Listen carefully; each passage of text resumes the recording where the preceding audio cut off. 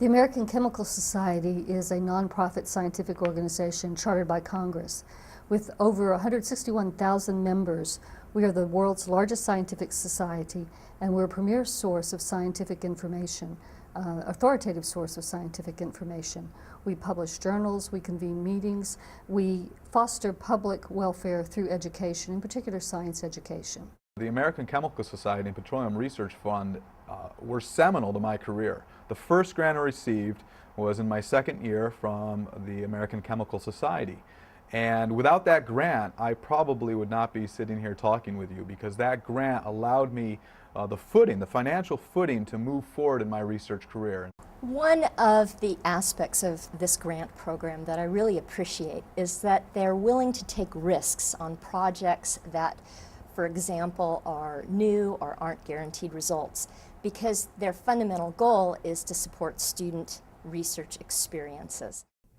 It's very important for societies like the American Chemical Society and other similar groups to continue to support grants and research by faculty and students at a school like Cal State Fullerton for so many reasons.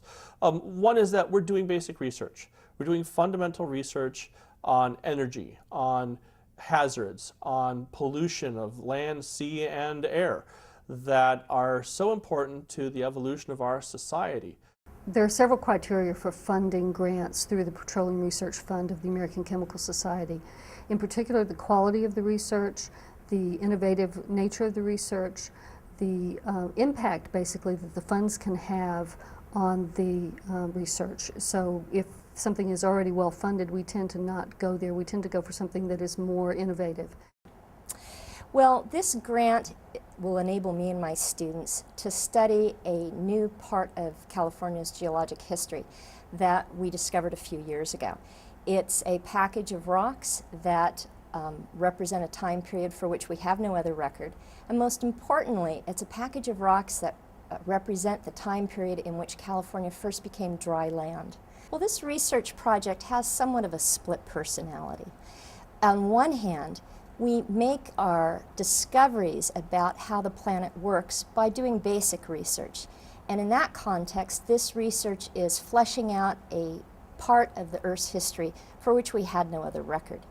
On a very applied level, this research will flesh out a model for a depositional and petrochemical system, which worldwide scientists are very interested in. And we're adding a new piece to the puzzle that might help us understand how these systems operate and fundamentally might help us find more oil in the future. Paleoclimatology is a study of past climate. Understanding past climate is very important because it provides perspective on where our present and future climate might be. And so what I try to do is I try to reconstruct Earth's floods, droughts, storms, precipitation events, thus helping us understand what we might expect for the future in terms of climate, specifically here in Southern California.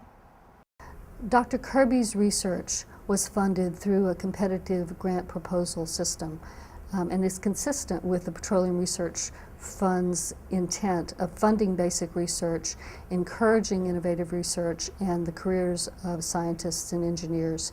And really a major focus is on looking at education, advanced education of students, by having students involved with the research. This is actually the second grant I've received from the ACS PRF system. And the second grant was to first collect seismic reflection data from the largest lake in Southern California, that being Lake Elsinore. And lakes are excellent archives of past climate because they contain layers of mud.